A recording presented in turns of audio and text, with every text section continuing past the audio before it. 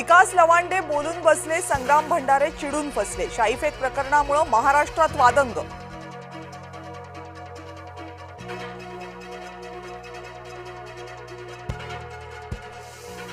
शरद पवारांनी बगल बच्च्यांना आवरावं, भाजपच्या आध्यात्मिक आघाडीचे प्रमुख तुषार भोसलेंचं आव्हान।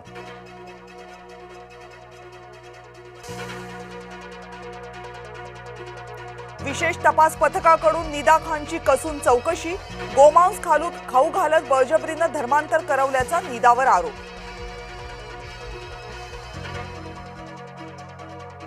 एमआयएम जाहीरपणे कॉर्पोरेट जिहादच्या आरोपींच्या पाठीशी, पक्षाध्यक्ष असदुद्दीन ओवैसींकडूनही निदाची पाठराखण।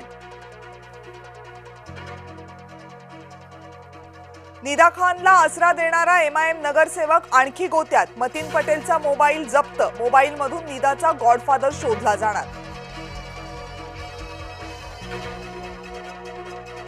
पश्चिम बंगालमध्ये पहिलं हिंदुत्ववादी सरकार, सुवेंदू अधिकारी यांनी 6 मंत्र्यांसह घेतली शपथ। ऐतिहासिक जनादेशापुढे नरेंद्र मोदी नतमस्तक, शपथविधीच्या व्यासपीठावर डोकं टेकून मानले बंगाली जनतेचे आभार।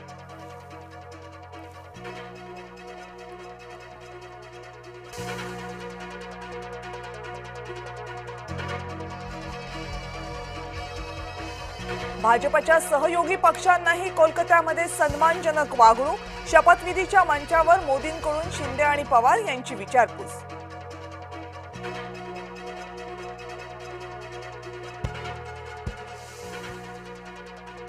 व्हीसीकेनं ऐकलं, विजय होणार मुख्यमंत्री, तामिळनाडूमध्ये आघाडीचा सत्ता सोपान लवकरच।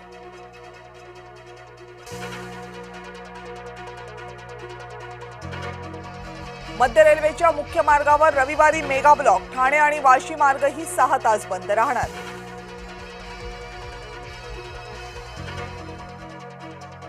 ना मंत्रीपद ना महामंडळ, महायुतीनं तोंडाला पानं पुसल्याची भावना वाढीस, महामंडळ वाटप होत नसल्यामुळे महायुतीच्या नेत्यांमध्ये नाराजी।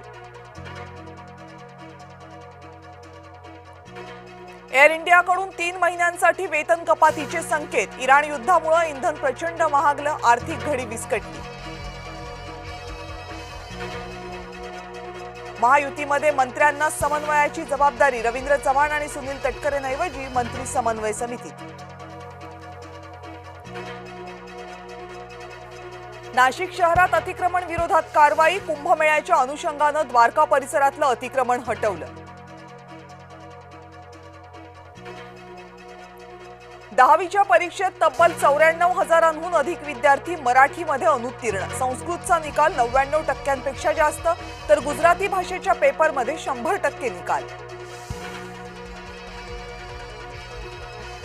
11वीच्या ऑनलाईन प्रवेश प्रक्रियेला 11 मे पासून सुरुवात होणार, 10 महाविद्यालयांचे पसंतीक्रम भरण्याची विद्यार्थ्यांना संधी।